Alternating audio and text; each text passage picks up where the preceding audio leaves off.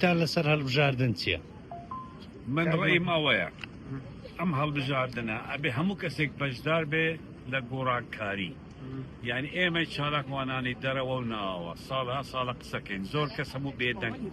ئەیوت ناوێرم ناتوانم ئیتر هەموو بەهانەیەکی ئەخستە بەردەم ئێستا کاتی ئەوە هاتووە بڕۆی دەنگدان بکەیت خود دەنگدان مەمنوع نییە نادگرن مەعاشت لێرا بڕم بڕۆ دەنگ بدە دەنگ بەو دەسەڵاتێک لە منداڵە نەدەن دەنگ بە دەها کەسانی تر بدە کە لەناو لیستەکانی جیاجیادانە بەشدار بە لە گۆڕانکاری ئەگەر نەچی دەنگ بدەی و بەشدار نەبێ لە گۆڕانکاری کەواتە ئەتۆ ئەم دەسەڵاتت پێ قبوڵە قادرێت و قسە چییە؟ هەڵێکە هاتیتە دوو هیچ زەرەر نییە ینی ئەوانەی کە دەرێن ئەمە بایکۆت دەکەیت بایکۆتمان کرد هیچ قازاندەی گەورەمان نەکرد ئەو جارە زۆر جیایە بۆیە گرنگە بچین دیزایانی سیاسی بگۆڕن چەندین حزبی نوێ هاتیە بڕۆ بەقیف خۆت دەنگ بدە حزبە گرنگ دەنگ مەدە ئەو دوو حزبەی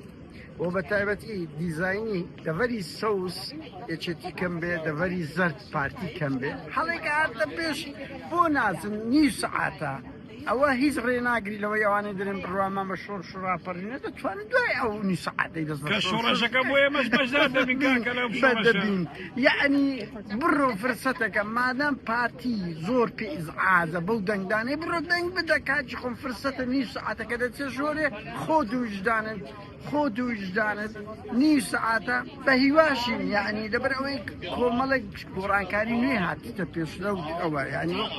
کۆمسیۆنی عێراقا تەزویرات کەم بووە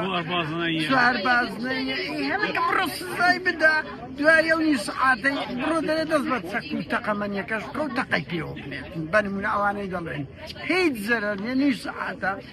بە هەر حاڵ بە هیوان هەمووتان بڕۆنە دەنگدان هەمووتان دەنگ بدەن دەیان کاندید لە هەموو لیستەکان هەیە زۆر یعنی دەنگدان ئەو جارەی بە بڕواینگۆ وەکۆ ئیزباری بی لەسەر تاچی کورد ئیجباریە بۆ هەر کەسێک کە بێوێ گۆڕانکاری بکرێت بەڵام ئەوانەی بێ هیوان و نایەنەوێ گۆڕانکاری بکەن ئەوان ناچنە دەنگدان نقطەکە لەوەی ئەو جارێکە بدارە کۆمسیۆنی عێراقە ڕەنگی جارش کە دابێ کۆمسیۆنێکی هەرێم دروست بکەوە یعنی بەڕاستی پەرلەمانی کوردستان دروست و کۆمسیۆنێکی هەرێم دروست دەبی ئەو بەو شێوە نابی دیزاینەکەی وا ناکرێت